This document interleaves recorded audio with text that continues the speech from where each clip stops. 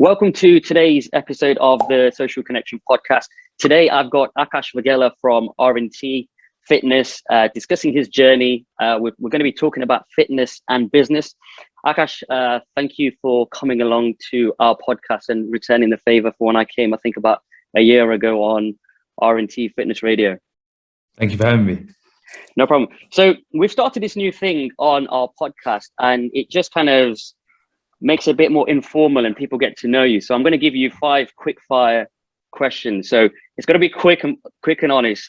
So I'm going to start now. Number 1 is a sunrise or sunset? Sunset. Sweet or salty popcorn? Salty. Favorite city in the world? London.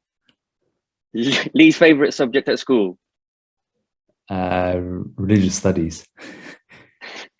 And who is your hero? My mom. All right, cool. So if you are unaware of our link, we're cousins, and in all honesty, when I was doing these questions, I think I knew the answer. So I do know you well enough. Akash, I want to dive straight into it and ask you, what made you get into fitness? What made me get into fitness? So I was a skinny fat kid with moves and a pot belly. Okay. You probably remember me as a skinny teenager. I used to beat up when I was a kid. So I was a skinny fat kid with moves and a pot belly, and I was always destined to follow a career path into law and follow my father's footsteps. And then one day, when I was 16 or 17 years old, one of my best friends said to me, he was going to the gym at lunchtime. He said, "Why don't you come with me?" And I kept saying, no. And then he said, "Look, it's going to help you get girls." I thought, well, I haven't had that much success so far. So let me see if this helps. And I went into the gym and my life just transformed, because yes, I got into better shape, and yes, I started to physically change, but I developed a level of focus, control, and confidence I never had in my life before. And that just developed the bug to want to know everything I could around health and fitness, nutrition, and all aspects of it. But I still sit dead set on doing law until I went to the place that my dad worked out, and I realized this office life and this life in law just isn't for me. And I was going to be writing my personal statement later that week for my law application, and instead I was reading a nutrition article, and my same best friend next to me said to me, "Dude, why don't you just do something in fitness?" And this has been now a year into my fitness journey. Every week I was learning more. Every week I was falling in love with the industry more and more. And that night I went home, researched something called sport and exercise science. I thought this speaks right to me, and I made a decision overnight to change the trajectory of my career. I had no idea what this could mean for me. I just knew this is what I needed to do. I told my parents the next day. They asked me, "How are you going to pay the bills?" I said, "I don't know. I'm going to make it work." And here we are 12 years later. What was their initial response? Because the first question, they're going to feel the insecurity of you not financially set. If you were to work for somebody that would be coming every month, were they quite anti you going into this industry? Yeah, because of the money aspect? Well, in 2008, fitness wasn't where it is now, right? It was still a big industry, but in the UK and in London and in the communities we didn't really know anyone in fitness. I didn't know anyone else in fitness, and we're both South Asians. There's typically 3 things you're typically destined to do, right? Medicine, finance, and law. And anything outside of that, you don't really know what it is, right? And my parents just thought I'd be they thought that meant being a PE teacher doing star jumps in the field. And to be honest, it wasn't until I took them to the university and showed them the degree. They were like, "Oh, actually, this is a science degree. This is legitimate. This isn't just you're doing a PlayStation course." Yeah. You're learning about biology, physiology, anatomy, and it's a natural science degree. And that's what, in the end, turned it for them. And I think they just knew that I'd find a way to make it work because of how much passion I had for it. And you probably remember, right, when we were young, and I was already starting in this fitness journey, and how bold and adamant I was with being diligent to my regimes. And I was probably a bit extremist at the time, but I was just so all in that I just knew this was where my path and my calling was. Yeah, I'll put my experience with that, and we've talked about this between ourselves. And Akash you're a person where we were like, what's happened to him? He's bringing these plastic tubs to family events. Us guys taking the mick at you and kind of thinking, what is going on? And my mum asking your mum, is everything okay? Because she thought it was very surreal. But yeah, your dedication. Now I know why you did it, but how there's so many people that will react in the same way, and I think they still would. I mean, there's a lot going about on social media about, you know, meal plans, fitness, looking this great, and the motive behind it. But there's still a lot of people that wouldn't know what you need to what you physically need to do, and some of them just think, why do I need to do that? What's your take on that? Well, we live in a bubble where we think it's normal. The reality is, for 99% of people, it's not normal to live a healthy and fit lifestyle.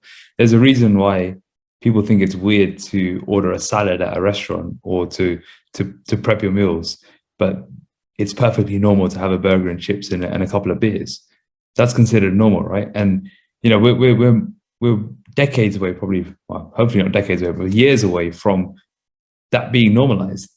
So until then, all you can really do is educate people around you, focus on yourself, and hopefully people around you see the positive impact that fitness has had on your life, to hopefully create a domino effect in the family and friends around you. All right, I want to talk more about the unknown to the person that's not been on this journey, but rolling back a bit. So you graduated from university. Yeah. What was the time period? What did you do from graduation up until the launch of RNT in 2017? Yeah, so when I was at university, I started working in the university gym, and I started experimenting on all my friends and family. And I was unofficially coaching people up all around the country, just with giving them like experiments that I'd read about over the weekend, like try this, try that, and I was getting really good results with it.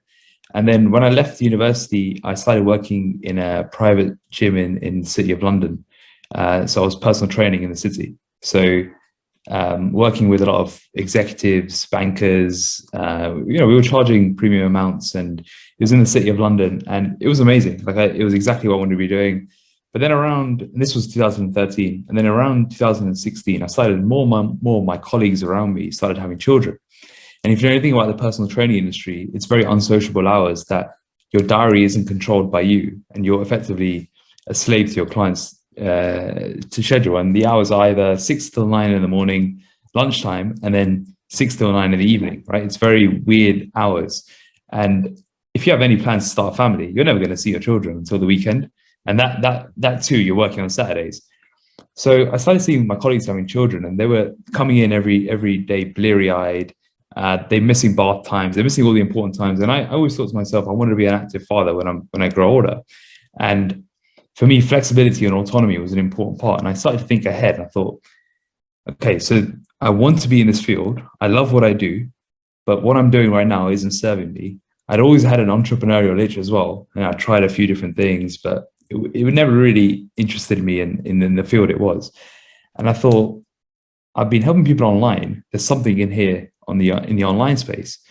So this was sort of middle of 2016. And then that's when I hatched the plan for RNT Fitness, when we then launched May 2017, which was then a complete online company, which then gave me that flexibility and autonomy to write my own schedule, but more importantly, allow myself to grow in an endeavor that I loved, and allow me to have more of an impact. Because again, as a personal trainer, you can only really impact 10 people in the week at the most, because you see them 3 times a week, right? Online, you can impact much more. So initially, did you start the business yourself? Yeah, I had a business partner at the time. You had a business partner. What are the kind of pitfalls of not being the sole kind of the pinnacle driver? What are the distractions to be in a partnership, or were they? What was it a negative thing? I'm sure there's a lot of positive things you've come out from there, but I've had a few clients in the past, and there is a battle going on, whether they can see nobody sees that in public. But yeah. What are the steps of kind of partnership and then moving just on, you know, sole directorship? So I was in a partnership for a year, And looking back, the only reason I went into partnership was confidence. The unknown. It was literally shared confidence of stepping into the unknown together. Yeah. And I thought, if there's two of us, we can kind of rely on each other. What quickly unraveled, and the lessons I took from it were, a partnership only works if it's complementary. You should be unable to live without the other person. If the person can do the same thing you can, or if you can do the same thing they can, and in my case, doing it at a much higher level, then you're really gonna you know what's gonna happen. The inevitable is gonna happen, because you're gonna start thinking, oh, I did this and you did this. That sort of creeps in. Looking back, the only way partnerships work is we were speaking off air, and that you're a networker and a relationship guy, and a perfect partner to you would be an operational systems process person, like someone who's completely opposite. Or in like the tech industry, you see CTOs, technology, the technology geek, and then you have the networker, the brand, the relationship. Those sorts of aspects work well because they can't live without each other. It doesn't work. The business doesn't work. What we did is we just thought, we're mates, we love what we're doing, this would be a cool adventure, let's do it together. We share the risk, share the challenge. That's great for a year or however long it may last, but that honeymoon period goes, and then the reality of business kicks in, and it's going to only go one way.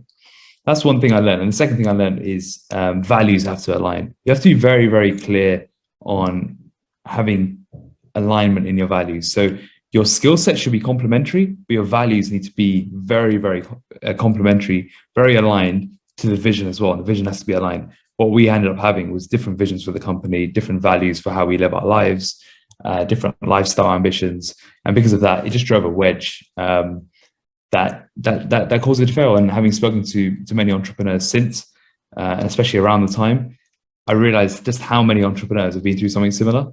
So many entrepreneurs start businesses together with someone, and within 1 or 2 years ends up fracturing for many of these reasons. But then, if they were to do it again, they'd approach it in a different way. So it's not to say business partnerships don't work. I just think they only work in certain scenarios, and then you've got to be very clear on those two things before going into business with someone else. Great. I've seen your business yourself grow in the last 5 years.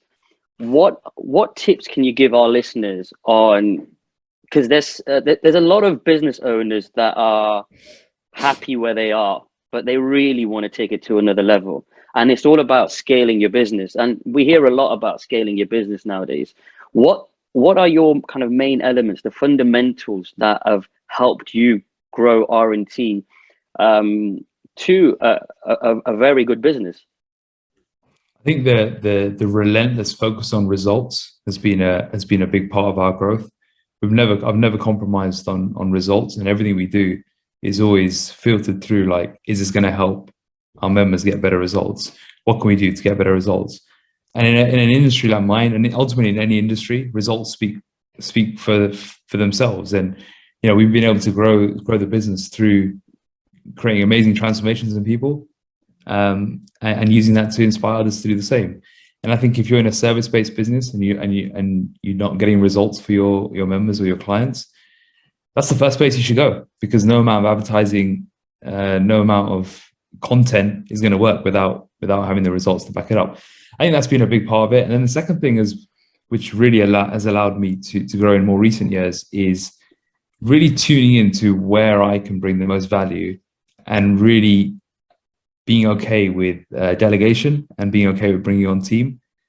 I've still struggled a lot with delegation, with letting go, with not wanting to be stuck in the details. But I've learned in the last year specifically that where I'm strongest at is big picture, is strategy, is thinking, is brand awareness, as opposed to being stuck in operations, details, finance, admin.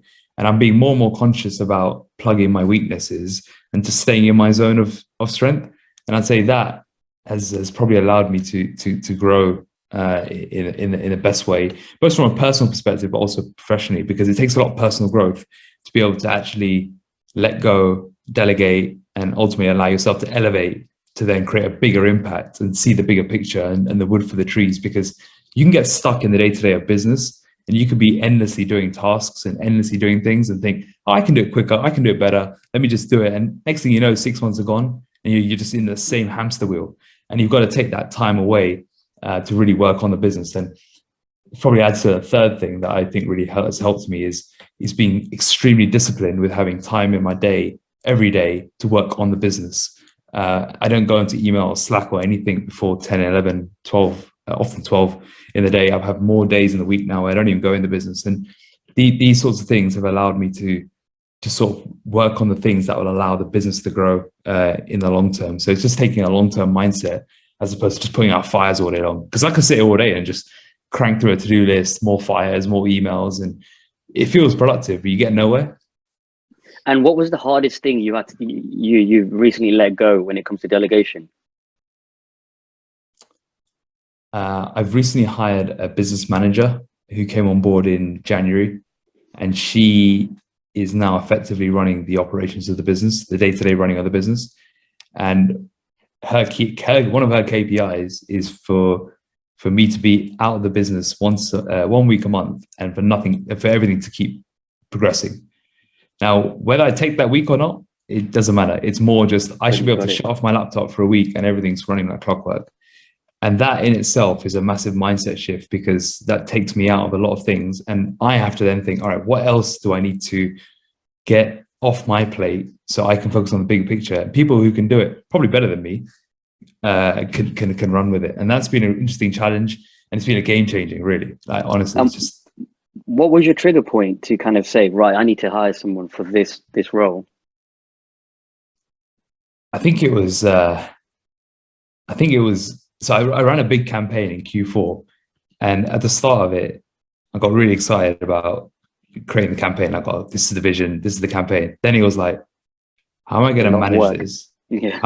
Who's going to do what? And I was project managing the entire thing. And it brought me back to another trigger, which happened in August when we did the rebrand. And I asked my team for feedback, and they were like, how do you think they went? It's like, yeah, it was great, but Akash, you're not a project manager. And next time, can we please have a project manager for something like this? Because, oh, wow, just being honest, you were all over the place, but you got it done. But it was all over the place. And I was like, guys, thanks for the feedback, because that's exactly like, it causes so much stress, right? But yeah, the thing is, I look at those 2 times and I think I was so burnt to the crisp at the end of each of the rebrand and that second campaign. The reason why, I was stuck in the details. I was wondering when that person's doing that thing and that person's doing that thing. And you spend so much bandwidth on that. But some people love that. Some people are in their complete flow when they're in that stress and process, system, people, management. They love that. They live for those days. Whereas I love a day when I don't have a call in my calendar. So it was just, I had a few trigger points. One was a member for feedback of team, and the other one was like tackling the task of another big campaign. I was like, I can't do this anymore. I need to get someone in, and I need to make the investment in that, and then I need to spend the time to properly transition them in, and that's another part of it as well. Okay. The other thing is, off air we talked about automation and delegation. Can you give our listeners the top 3 apps that you can't live without at the minute? Top 3 apps. I would say softwares that are really doing well for your business. So the funny thing is, I've always run on Google Sheets and Google Documents, but in the last year, every person I bring on, they say, Akash, like, I can't understand what you guys are doing, what you're doing on this. We need to change systems. Just this week, we're launching Asana in our business. And apparently it helps project management, right? I'm like, guys, you run what you need to do on there. But they're like, we're doing this and we're getting off Google Sheets. We're running everything on project management software. And you're scared about that, I presume. And I'm like, okay, so apparently it's going to be a game changer, right? So I'm really simple with my apps.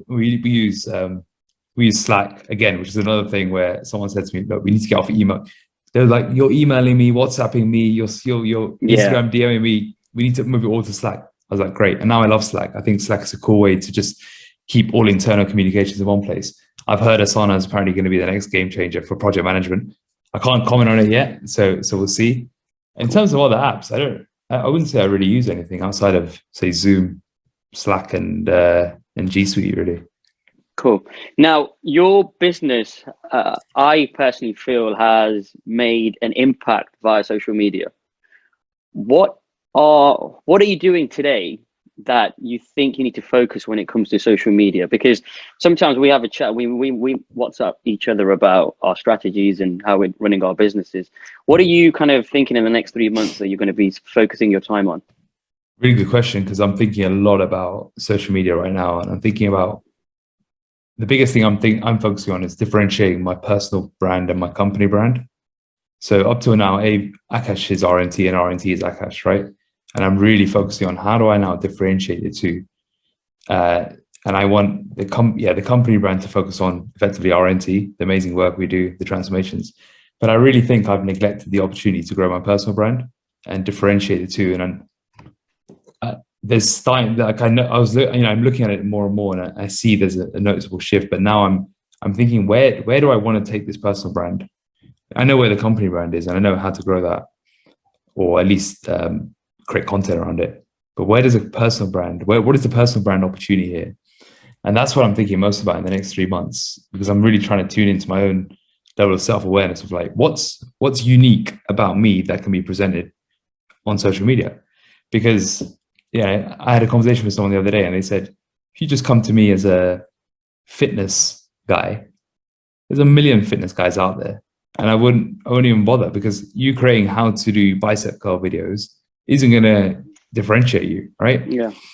So I'm really trying to spend time at the moment understanding where am I uniquely positioned in the industry and in the market overall, and what do I bring to the table that's unique. And I think what I'm trying to look at is where the intersections are, because I think it's not just fitness, right? It's and I think this comes to anyone looking for a niche, it's about trying to find the intersections of 2 or 3 angles that will then provide your USP and niche within that.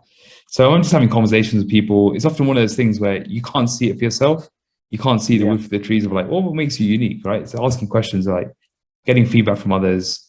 What do you think my strengths are? What do you think I do better than anyone else? I'm just having these conversations and seeing what kind of land. So that's what I'm thinking most about with regards to social media in the next 3 to 6 months, just because I think there's a massive opportunity here for my personal brand that's probably been untapped. And I don't know if you've been following on, but I did a YouTube series this year. Yeah. That I've used. There's a lot of it from an experimental point of view of seeing, firstly, what kind of content do I enjoy creating? What kind of content can I create? And I've really enjoyed just getting in front of video. And you asked me 3, 4, 5 years ago, going in front of video. I hated it. I was just a writing guy, right? And now I feel so much more comfortable in front of video. And I'm also tuning into what type of videos I like doing, what's my style, what's my personality, what feels easy, what feels natural. So all this experimenting in the last few months. And now I'm looking at, okay, well, now can I be strategic about it? I've done a lot of experimenting.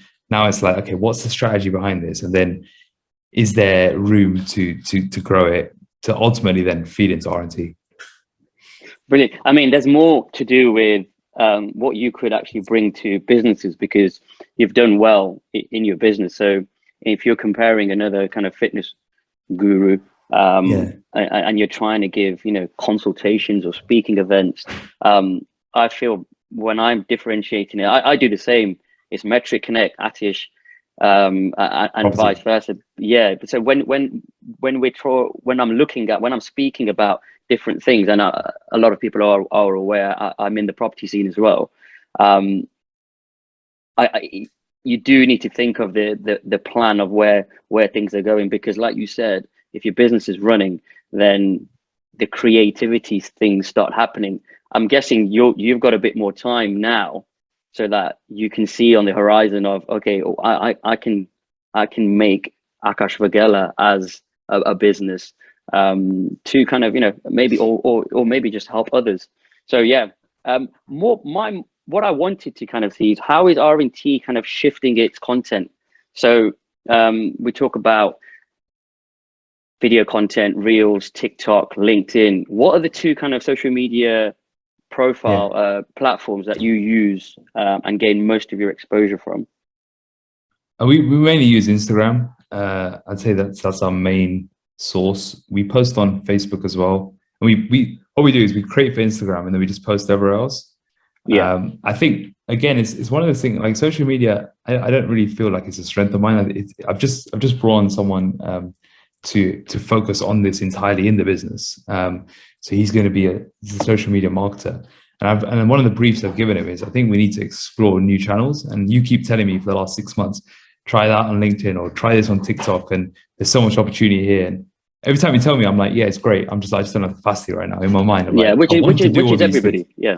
Whereas now I'm in a position where like, actually we can look at we can focus better on Instagram, but we can also start experimenting on TikTok. We can experiment on YouTube and see what the opportunities are on just those 3 platforms. I feel like those are probably the ones that we're gonna kind of go all in on. But nothing's really set right now. It's more just in that kind of strategic phase. Okay, cool. If there's people that are listening to the podcast that have not heard about yourself and RNT, I wanted to kind of go back to why. I don't know this. I don't know this answer, but do you help more business owners and entrepreneurs rather than all the other kind of fields out there? Yeah. Because I feel that you work with a lot of property people. You work with a few entrepreneurs that I know. But is this where you've took the business? I wouldn't say it's that. I think what we try and focus on is high performers. We try and focus on people that are striving for growth, and naturally that's gonna attract entrepreneurs and founders and business owners. But I'd say the majority are typically working city jobs and execs and doing well for themselves in their professions. We deal with a lot of people in the medical profession. So the overall consensus is just the high performance growth mindset, and that'll bring with it people that are doing well in their various professions. But I think it works great for entrepreneurs and founders and business owners because it shows them that you need to look after yourself as the number one asset to your business. I talk about it as like, if you can't be the CEO of your body, you can't be the CEO of your business. And this time in the gym, time preparing good meals should really be thought of as business development time, not a waste of time. I speak to you on occasions, and I feel that even watching, I mean, there's people out there that have people like yourself on Instagram. They're digesting the content, but they're not actually doing the work. And it's unfortunate because after myself going through the program, I know the benefits. And I think we talked about this before, but how do you actually get someone who is, on the fence and kind of say to them, well, this is what you're missing out on: the productivity, the energy, just a complete different you, the time that you get back on things. How do you manage as a business owner to kind of, make that decision or kind of trigger their decision for them?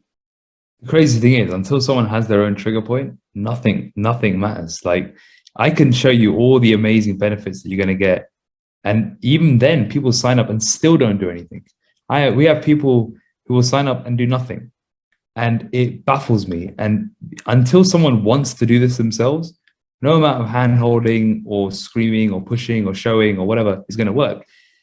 Until someone has that trigger moment, and everyone has that trigger moment, it's usually a superficial one. It's like someone made a comment, or you can't fit into your clothes anymore, or you see yourself in a picture, or whatever it may be, or your wife tells you enough's enough. Like whatever that trigger moment is, until that happens, no one's going to have the drive internally to do it. And sometimes people sign up because they like the idea of it. They like the idea of being a part of a health and fitness program. They think just signing up is going to make the change themselves.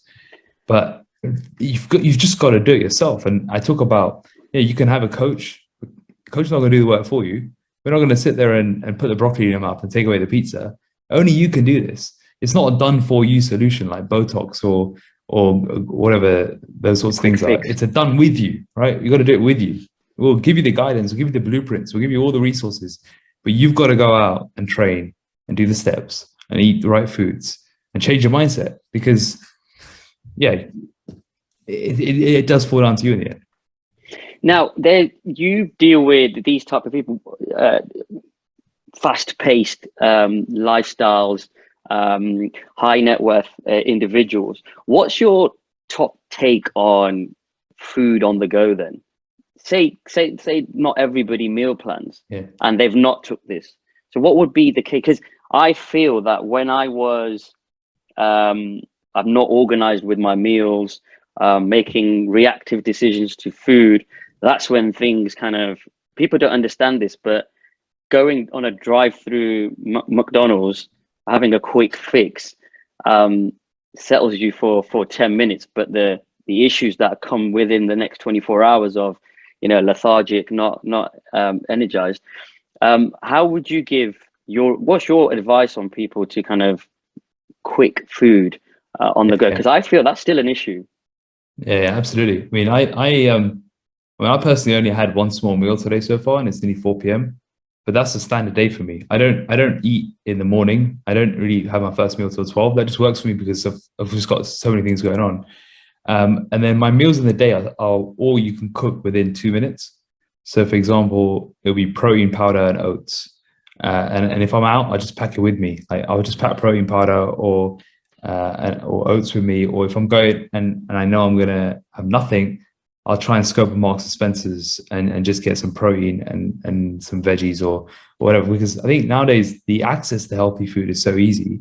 It's just going to take a little bit of planning. And what I think everyone can benefit from is spending some time on Sunday just planning their days and planning their weeks. Not necessarily, if you want to batch cook, great. And most of the high-paced, fast-paced entrepreneurs and busy time-strapped people I know do that because it works, right? It takes the decision out. You don't have to worry about it. But if you don't have that, then at least have a game plan for the days coming. If you know you're going to be out all day on Wednesday, just know, okay, I'll take some protein powder with me and maybe some nuts, or I'm going to go grab this from this place here. What you want to do to avoid the reactiveness is take the decision out way in advance.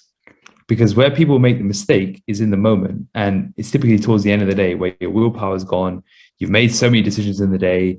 You just can't be asked to think about things. So you just like, yeah, I just grab that McDonald's drive-through. Whereas if you eliminate the decision and you take away that decision fatigue, you can then know that you've got something healthy there. But you've got to be proactive about this. Like trying to do it reactively, if it's not ingrained. Someone like me who's been doing this for over 10 years, I can reactively choose something well. Someone who's new to this cannot do that. They've got to be proactive. Yeah, I still feel like I took a gap, but I'm back on it because I could see the disadvantages. But you have to be in the process for, I think, a number of years to get it ingrained, because I mean, there's certain things where what I do every day, which is eat later, Tuesday to Friday, I'm good on my meal plan. But then trying to, if there's a social event, then I know that, right, that lunch is going to be scrapped because I know what the menu is going to be like for the evening event, let's say. But yeah, I think it needs it. I don't think it's a quick fix. But yeah, you're right. There's a lot of lunch. I mean, Marks and Spencer's and Co-op do amazing kind of healthy food at the minute. And I think 5 years ago, that wasn't even the option. So yeah, totally agree with that. I think most fast-paced people should just eat mostly the same thing each day. It sounds like crazy, and people will always bash me for it at the beginning, and I think you're off your rocker. But once you do it for a few weeks, you realize how clear-minded you are and how easy your life becomes, because 80% of the time, you don't worry about what you're eating. You don't realize how much time we spend thinking about food. Yeah, I mean, during the weekday, my go-to lunch is veg, mash, and chicken. And in my office, I always get the comment saying, "You're eating that again?" And I actually love it because there's a distinctive smell that comes from it. I'm like, okay, I know it's lunchtime. But yeah, I do that. It's so much easier for me when I've not got it. Then there's issues, and then timings are wrong. Then you go back to reactive. But yeah, it's good. But my whole thing is, and I still have an issue with this, I still love food. And that's where my kind of path kind of goes down a different way. What it is with you, and you made a good point, it takes a long time, in that getting in shape is relatively straightforward, right? Just eat less and move more. Everyone can do that when you've got a beach holiday or a photo shoot or whatever the excitement is for the first time. Staying in shape is a whole different ballgame. You have to rewire your entire behavior, mindset, and identity. You can still love food and stay in shape, but your approach changes, because then when you go out and if you're a quote unquote foodie and you're at an event, you'll just have 1 or 2 glasses of wine versus 3 bottles. You'll have a main and a dessert, not 5 courses and the whole bread basket as well. So it's just these things that you can still enjoy your life. You can still live it to the max, but you just do things in control, not out of control, which most people are just eating mindlessly, and they're not even enjoying it anymore. They're just eating to stuff themselves. Yeah. You do get to a stage where your personal habits take control. And then when you're on the other side and you think, I don't even need this. This is like, when I do my check-ins, I always tell Ed it's because I was bored. And then he's saying, well, you know it. Why don't you do it? So, but it is that kind of this in my thing. I have to do it a few times to understand it. For sure. But yeah, long term is the best way. But just going back from my whole thing about this is I initially I said 20% that things are going to get better. That's why I wanted to join. But there's so many people out there that they visually want to look good. But then I don't know if this must be true. They do that, but then the benefit outweighed the kind of looking good. Is that what you see? When I started RNT, I thought we were entering the body transformation business. I thought what we were doing is changing people's bodies. Making a six-pack here and there.